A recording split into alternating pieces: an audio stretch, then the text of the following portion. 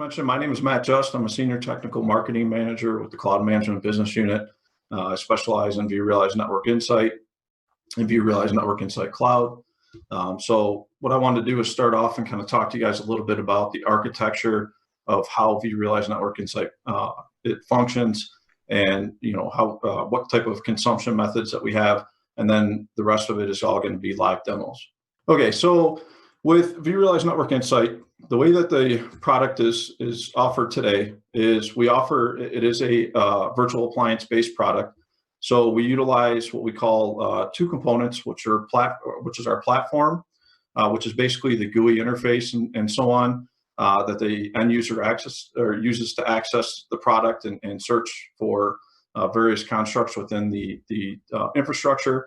And then we have collector VMs, and those collector VMs are what are going to do the data collection from the various VMware products and third-party products that we integrate with today. And then it takes that data and does all the deduplication for flows and so on, aggregates it, and then sends it up to the actual platform for display. Let's build this out. So from a consumption model perspective, one thing that Shiv mentioned was that we offer this both as a on-premises product and as a SaaS offering.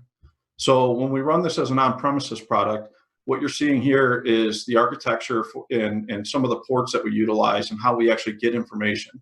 I think one of the key things to point out is that vRealize Network Insight does not use any agents at all. So to collect data from networking devices, whether it be from NSX or from the virtual infrastructure or the physical infrastructure, we're totally agentless. So we actually pull all data from the devices and use those devices as our actual agents. So there's no overhead as far as loading agents to monitor the network, both virtual and physical infrastructure. So what you're seeing here is basically our on-premises setup for vRealize Network Insight. Where you can see the platform, communication to the collector. You can see it's a read-only system, so we're basically pulling data directly from the devices, including flows such as NetFlow, IPFix, SFlow, from various vendors, depending on what they offer and what we can collect from them.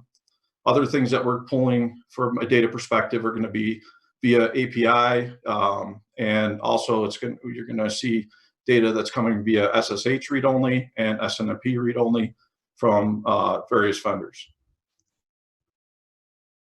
And then as far as Network Insight Cloud goes, so Network Insight Cloud is going to be a little bit different, whereas the platform is actually hosted by VMware and managed on the back end by VMware. So all of your scaling and so on based on your environment, upgrades and so on are handled by VMware and managed on the back end. And then the collectors can be deployed on premises in various locations, depending on what type of data the customer is looking to collect. So as you can see here, the collector does a communication to the platform in the cloud via 443, and then we do the same type of data collection from the collector VM from the various types of devices, such as NSX, vCenter, physical switches, routers, firewalls, compute infrastructure. And then we also ingest NetFlow, again, and SFlow from physical networking devices. So that way we're putting and stitching that full 360-degree visibility picture from virtual to physical, or from data center to the branch, or from data center to the cloud, and providing that full stitched picture. And with that, I'm going to move over to the live demo.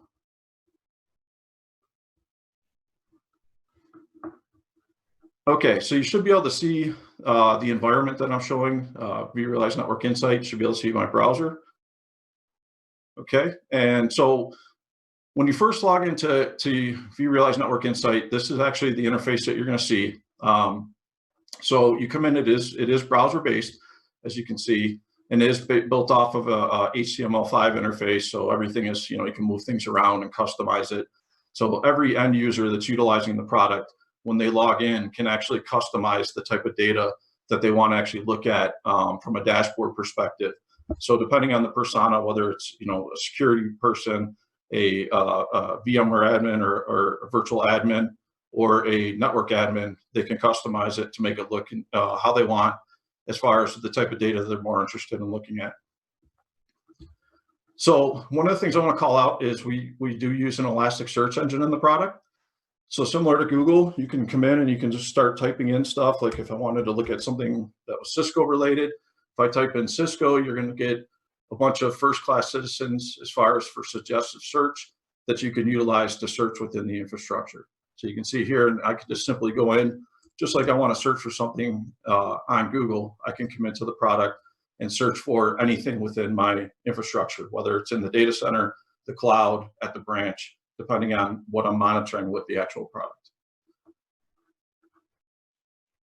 Next, I'll show you within the settings portion of the product where we actually add our data sources and some of the vendors that we currently integrate with today. So in the environment I have right now, you can see I've got various data sources added. Let me click on Add Source. So here you can see the various data sources that we integrate with today, both VMware and non-VMware. So obviously we tie in directly with vCenter, NSX Manager, NSXT Manager. We have integration recently that we introduced with VeloCloud. So we actually tie into VeloCloud and monitor the VeloCloud deployment and environment. We offer we've had a virtual network assessment that we've offered for quite some time, that we actually go out on the customer's environment and we'll actually set it up and run it for free. That will do an analysis and kind of show them their east-west traffic analysis within their data center, north-south, and give them recommendations around security and virtual networking. Well, we recently added an additional assessment around the VeloCloud piece where we can actually go in and set this up for a customer for free and run it where we add like their Cisco ASRs or ISRs, routers, and then do analysis on their current MPLS and WAN activity from an internet perspective and MPLS perspective, and then provide them with a full detailed assessment report on what type of savings they would have with going with an SD-WAN based solution. We also have integration with VMC on AWS and VMware Cloud and AWS's NSX Manager. From a public cloud perspective, we integrate with Amazon Web Services, Microsoft Azure. From a container platform, we integrate with VMware PKS, vanilla Kubernetes, and OpenShift. We also have integration from a firewall vendor perspective with Palo Alto Networks, Checkpoint, Cisco ASA, and Fortinet. From a converged infrastructure standpoint, we have integration with Cisco UCS Manager, HP Virtual Connect Manager, and HP OneView Manager. Routers and switch, you can see there's pretty much all the flavors and various vendors and models that we support. So from Cisco Catalyst switches to Nexus switches, Arista switches in regards to pretty much anything that's running Arista EOS, we have integration with Brocade, Juniper, Dell PowerConnect, Dell Force 10, and then their newer series that have evolved from the Dell Force 10 models with like the S series and the Z series, and even their new OS 10 operating system that they're running on their switches. We also have the capability of adding generic router and switches into the product for visibility purposes. So we have a SDK that's available that a customer can actually go out and run against various routers or switches that we may not have direct support for today. And they can actually run that SDK, collect data, and upload it into the product. And it will actually display when you're doing searches, let's say from a path perspective, if you want to see like an application dependency mapping and analyze from one VM to the other, and you want to see that router or switch in the path, you can utilize that SDK to collect that data and upload to show it, until we actually have that support for that product added within vRealize Network Insight. So one partner I'm missing in these integrations has been Big Switch, which has traditionally been pretty well aligned to Dell technologies in general and been a pretty big VMware partner in the past. Is there any Big Switch integrations? No Big Switch integrations today, not at this time. In regards to other vendors that we have integration with, we also integrate with Cisco ACI.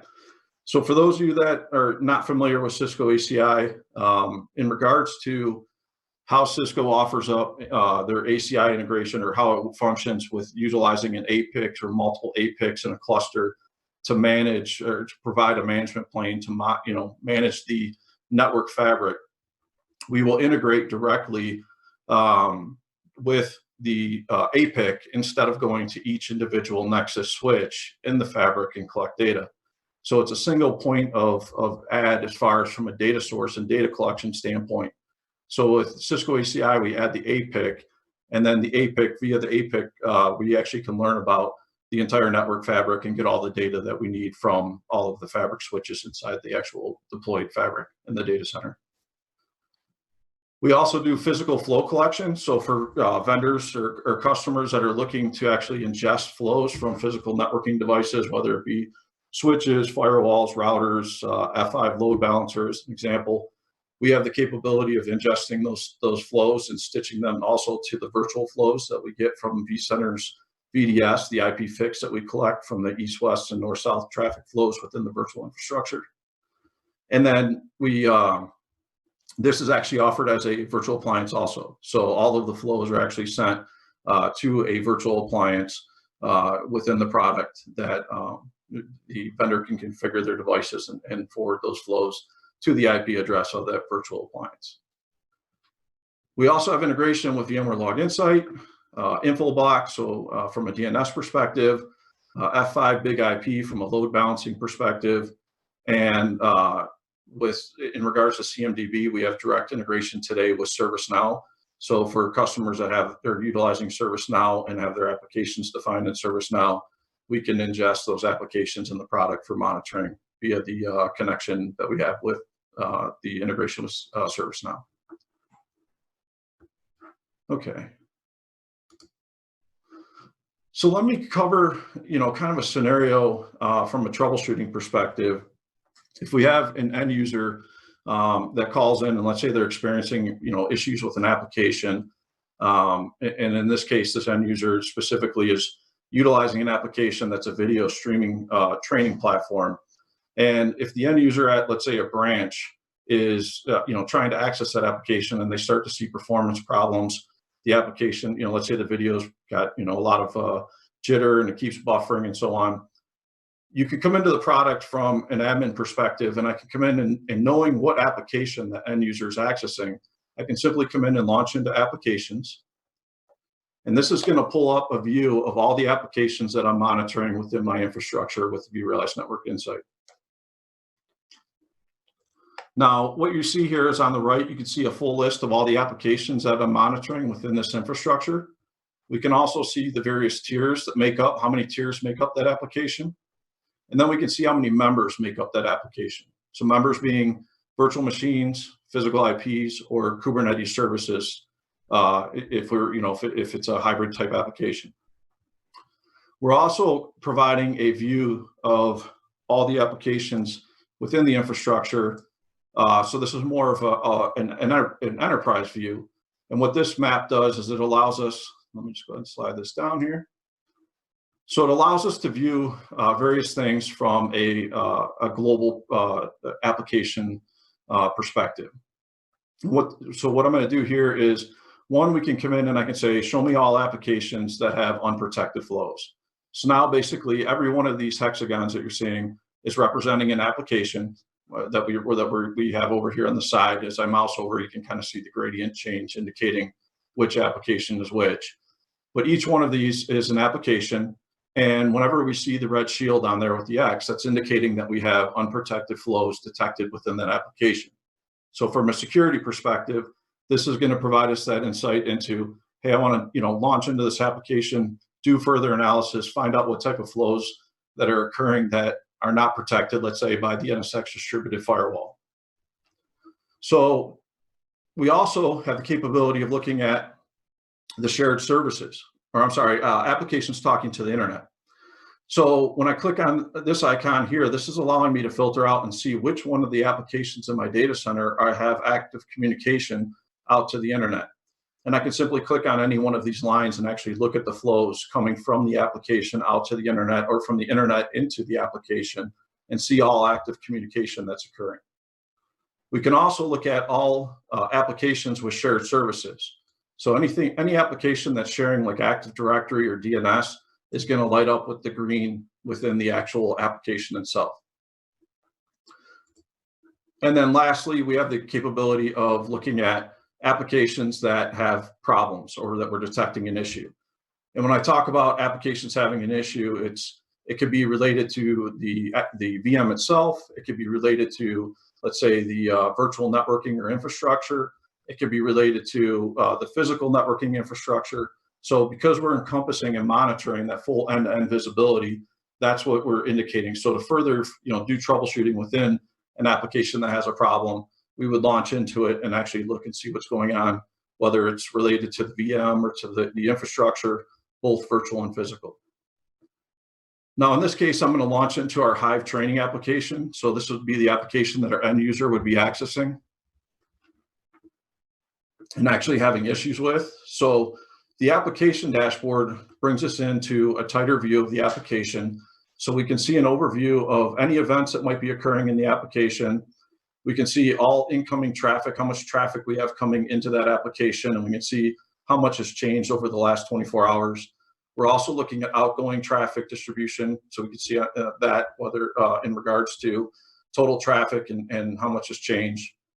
And then we're also looking at flows. So we're showing all the flows, and then we report any problems that we detect with flows.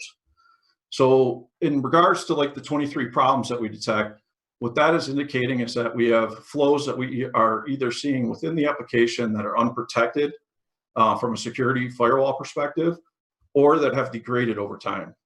So within vRealize Network Insight, we're monitoring TCP flow round trip time for our applications, but throughout the network infrastructure. So if we start to detect TCP round trip time to start to degrade over a 24-hour period based on a percentage deviation threshold that the customer can actually set and define, we're going to indicate within that application if we start to detect any flows that are degrading. We're also going to show you how many, what countries are accessing from a geo IP location. So coming from the internet and so on, we're going to show any flows that we're detecting and how many countries we're detecting they're going to. We're also going to show you what makes up that application again, how many VMs, how many physical IPs, Kubernetes services. Now, as I scroll further down in the application map, what you're going to see here is the various tiers that make up the application. Now, this application is a hybrid application where the front end of the application is a video server that is running on premises in our data center. And the back end of our application is a VM that's actually running up in AWS EC2 instance. So here, as I highlight over on the video tier, I can see that I've got the single VM within the tier. I can see the information that it's running behind vCenter. I can move over and look at the back end of our application, which is our storage tier. And I can see this is running up in AWS. And then further on, I can see all active or all flows currently occurring within the application. So we're also showing various tiers such as shared physical. So these are going to be any shared physical resources within the data center that the application may be communicating with. Shared virtual, again, things like Active Directory, DNS that we may be communicating with. And then others is going to pertain to like other applications that the application may have interaction or communication flows with. We're also showing, as you can see here, we have a tier for our Detroit branch and we have a tier for our Rotterdam branch. So these are the two branches that are currently utilizing this application and the end users at that branch that's communicating within the application. We also show the networking component. So if any from a network underlay perspective, because this VM is sitting in vCenter and it's sitting in an on-premises data center, it's obviously connected through a physical networking infrastructure, and that's what we're actually showing and indicating here. Now, one thing I can do is I can come into the actual application, and right now I'm looking at all flows, but I can also say, show me all flows that are unprotected. So now all the red lines that you see with the flow indicators are showing me flows that are unprotected within my application, and I can utilize this to look at those flows and actually do microsegmentation planning and process and implement firewall rules, let's say at the NSX distributed firewall level. We also are looking at, like I mentioned, degraded flows from a TCP round trip time analysis. So when I look at this, I can see that I have degraded flows within the application also. Now, the end user being at our Rotterdam branch that's trying to access this application and having issues with the video playing that they're trying to watch from a training perspective is communicating from Rotterdam to the front end of the application in our data center, which is the front end of the application. So, and I can zoom in, and what you'll notice here as I zoom in further, you'll get more and more detail around what makes up a tier, or in this case, from a branch perspective, I can see physical end users in that branch, but I can see the ones that are actually accessing the application or have communication. So in this case, this end user would be the physical IP. This could be an end user sitting with a laptop on, connected to Wi-Fi in the Rotterdam branch and trying to access the application. Now I can come in and I can click on the actual flow itself between the end user and the front end of the application. And what I'm going to see here is I can see various flows and so on that are occurring from the end user to the actual application. So from here, you're seeing your service endpoints, which is our high video server, which is the front end. We're also seeing the IP address, and we're seeing the port for that service endpoint. We're also showing the number of flows that we actually are seeing occurring for these and any type of sum of flow, total flow traffic. So we can look at all the flows, we can come in, we can filter down on the flows based on different constructs, whether the flow action, by traffic size, and then we have a bunch of additional filters that we can add to actually filter down on the flows.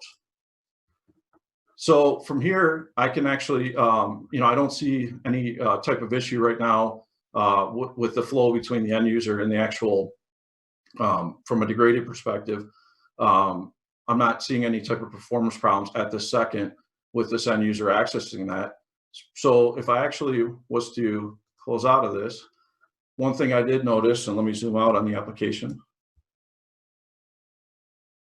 is we have an alert indicating on the actual physical network. So if I click on the actual tier for the physical network, I get information around the routing and switching that this VM is actually connected to. So in this case, this VM is actually connected to a Dell switch. It's an S5248. So you'll get information around what is the manager, what model switch is it connected to, how many ports are on this switch. And I'll get more information also around the switch port table, so I can see things around what interfaces are in the switch, what is their operational status, what VLANs are allowed to actually traverse each Ethernet port, the MTU setting, its interface speed, its duplex. Again, this is all read-only information, so you can come in, and this kind of helps both from a virtual admin perspective and a network admin perspective. Because this is, again, is a read-only tool, a virtual admin could come in and look at this and say, well, I know that application's traversing a specific port. They may be troubleshooting it from their end, and they may look at and say, what VLANs are allowed to access that or on that port, what's the MTU setting, what's its interface speed, to make sure that we don't have any type of issues around a mismatch or configuration issue. So again, and then they can communicate that to the network admin that can make those corrections. Now, we see here that we have an alert, and what this is this is showing us that we have a switch port buffer threshold exceeded event. So this is telling me that within the actual Dell switch on Ethernet interface 1129:1, we're seeing an interface peak buffer utilization, which we actually receive from the chip, from the actual switch. So if the switch is running Broadcom-based chipsets that support streaming telemetry, we're ingesting that streaming telemetry, and that's one of the things that we're actually pulling. So above and beyond pulling like CLI and doing like CLI scraping or pulling SNMP metrics, we're actually also ingesting streaming telemetry. So here I can see the interface peak buffer utilization was at 19.5 meg, and typical buffer, peak is at 19.5 to 20 meg, depending on the vendor. And we have a defined threshold in the product of 9.5 meg. So the threshold has been exceeded on that Ethernet interface.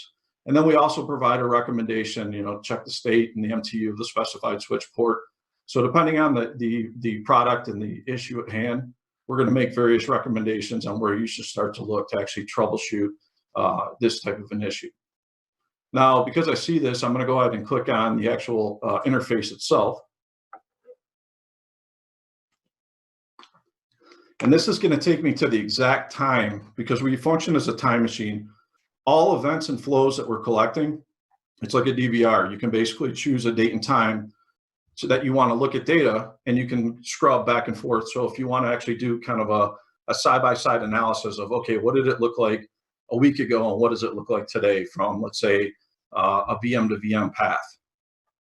What changed? Let's say, we're experiencing issues. So you may have a routing change. Someone goes in and changes a configuration within BGP on a router, and that affects the communication and change something in regards to, let's say, the number of hops that are taking place from the source to the destination. So we're actually going to be able to show that, and you can go back and look and say, okay, what did that path look like a week ago? What's it look like today?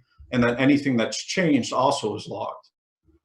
So here I can see the exact time that this actually occurred. So I can see here's my event. And again, we're logging all events. So I see that event that's still active. The end user has the opportunity, if they want, they can come in and they can archive the event after they have troubleshot the issue and resolved it. So you can archive the event. If you archive it, it will stay in the event log. It'll just be grayed out. It's not going to have like the color indicator based on the criticality of the event. We're also going to see information around on this switchport interface. I'm going to see the status of the switchport. I can see that what VLANs were allowed on the switchport at the time that the incident took place, the MAC address of the switchport, the MTU setting, the interface speed, the vendor, the type of switch, what interface, the duplex, the device. And then, but more importantly, where this comes into play from both a a network admin and a virtual admin, is having understanding, because a lot of times within the customers that we work with, you see silos where the network admin doesn't have access to vCenter. So they're limited on what information they can see in the configuration within vCenter. And then vice versa, when it comes to the virtual admin not having access to the network infrastructure and take a look and see what type of configurations might be configured within that infrastructure. So we're actually showing you what the peer port and what the peer device is. And we look at this, we can switch this vice versa. So in this case, because we're looking at an Ethernet interface, we can see the peer port on this is this physical host, which is ESX 16, and we can see it's VMNIC 3, and the peer port device, which is going to be that actual physical host. We're also, because we're looking at the interface, one of the things that comes in really handy is being able to see what VMs are connected to that port. So these are the actual virtual machines that at this time of the incident, since we're looking back in the past, are the virtual machines that were actually connected and traversing that Ethernet port on that physical switch. So again, for for our network admin that doesn't have access to vCenter, the visibility gets lost when you trunk down from the top of rack switch to that physical host, and they're trying to figure out what port the application is actually traversing. Obviously, we can vMotion and move VMs, and that can impact what port is being utilized by that actual virtual machine from a top rack switch perspective. So here we can see all of the VMs that are actually accessing or utilizing that port. Now, more importantly, because we saw this threshold issue, let me go ahead and maximize this. So we're also pulling via SNMP and stringing telemetry the traffic rates and packet drops and interface peak buffer utilization for this Ethernet interface. So I could see over here that we started to see an increased amount of traffic on this interface. And I can also see on the actual transmit side, because the interface peak buffer utilization on that switch hit its limit of 19.5 meg, started to drop packets on the transmit side on this actual interface, which again would impact the experience for the end user that's trying to access one of the applications that's traversing this port. And with that, because we were looking at, for instance, the high video server as our application, I can see that that was actually traversing that port at that time. And then you can also jump to the current time within the timeline and actually see if there's any changes. One thing you'll notice when we originally looked at the VLANs, at the time of the incident, there was only 11 VLANs that were configured on that port. So you can see somebody went in and configured and added a VLAN. You can also see the VMs, which we don't see any change as far as the VMs that are traversing the port, but we can still see that we're receiving all types of issues with throughput on the transmit side of this switch port interface. So it's a 10 gig interface. It's basically fully saturated and would be impacting the performance of the actual application that the end user is trying to access. So we looked at the application from the application view. We can also look at this, let's say we wanted to understand and have a view of what it looks like from a communication perspective. Now, we know this is a hybrid application. We have the front end communicating to the back end. So if I actually click on to look at the flows that are happening right now, I can see that I've got two different service endpoints. My storage server, which is running up in AWS. I've got two flows. I can see one flow is on port 775, and the other one is on 2049. Now, because the video files are actually up in this on the back end of the application up in AWS, and the video server is on our on-premises data center, streaming that and pulling those video files, I can launch into the actual flow itself. And what this is going to do is this is going to show me our source and to our destination.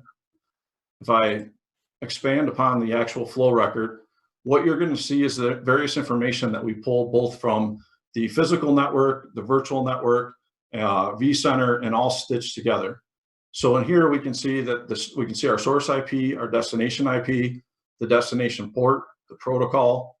We can see our source VM, our destination VM. We can see information like this is viewed as east-west traffic. It's routed over the physical network. We can see the destination security group. This is up in AWS EC2, keep in mind.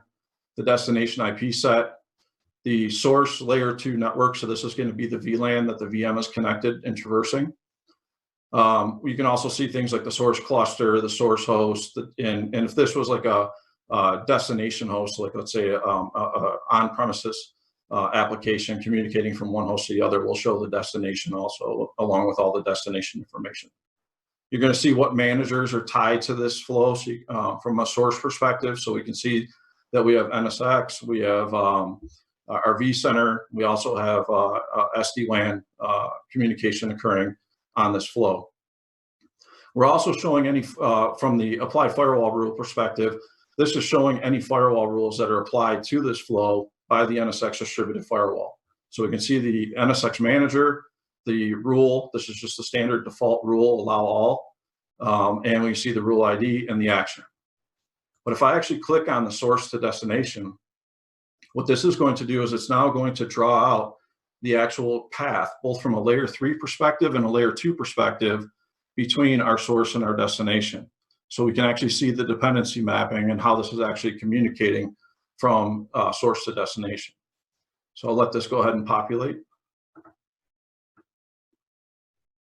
So this is going out and it's actually pulling and getting all the information that it needs both from the virtual and the physical infrastructure. I'm going to maximize this because this is a multi-data center hop going to the cloud. So what you're seeing now is you're seeing the actual path taken from our source VM, which is our Hive video server, to our destination VM, which is our Hive storage server, which is up in AWS EC2. We're seeing all components, such as the physical host that this VM is on. We can see things like the distributed firewall, or if there was like a Palo Alto or a Checkpoint virtual firewall, we could see that also. We're seeing the firewall rules that are actually applied in path from the source to the destination. So in this case, on the NSX distributed firewall, I can see we have some default rules that are applied in path. So that helps us track and see if there's any type of rules that might be blocking communication. We're going to get full information from the NSX environment. This is an NSX vSphere environment. So we can see the information around the distributed logical router, what version it is, its gateway IP, it's running OSPF to communicate to the actual edge services gateway. We can see the routing table and the routing interfaces and all of their status, their SVIs, and so on for the distributed logical router. We're also going to show that for the edge services gateway. We show the VXLANs that are traversing across the host. And then we can even see as we leave the physical host, we can look at things like the physical NIC. So I can see the host. I can see the information on the physical NIC, such as the operation status, the admin status, what VLANs are allowed on that physical NIC. But more importantly, we can also see, from a admin perspective, from a network admin perspective, I can see what the peer port is that is on the physical underlay switch that the physical host is connected to and what switch it's actually connected to.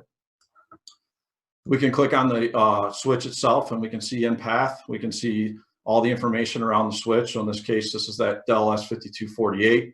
We can see the routing table and the BGP that's running BGP and what interface configuration, such as SVIs for VLANs.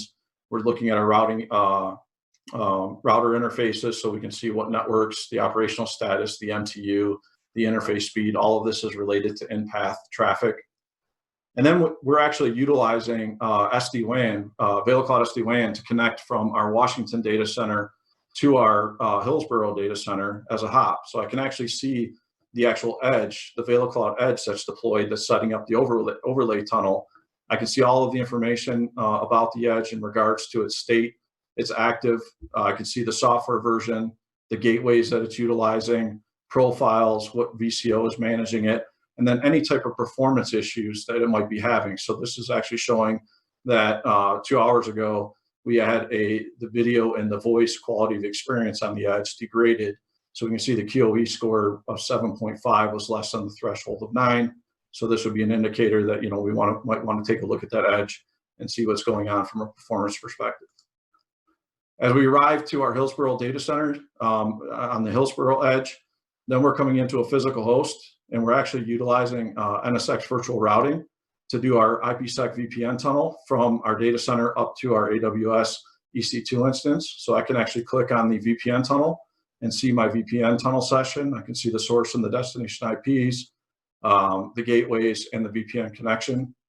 And then follow this all the way again as we hit the AWS virtual private gateway, routing, and then I can even look at the AWS firewall rules that are configured in path, again, between source and destination. So you can see it's a pretty powerful tool and product when it comes to mapping out applications, whether they're up, you know, the application lives on premises, it's hybrid, it's in the cloud only. So we can have those various views.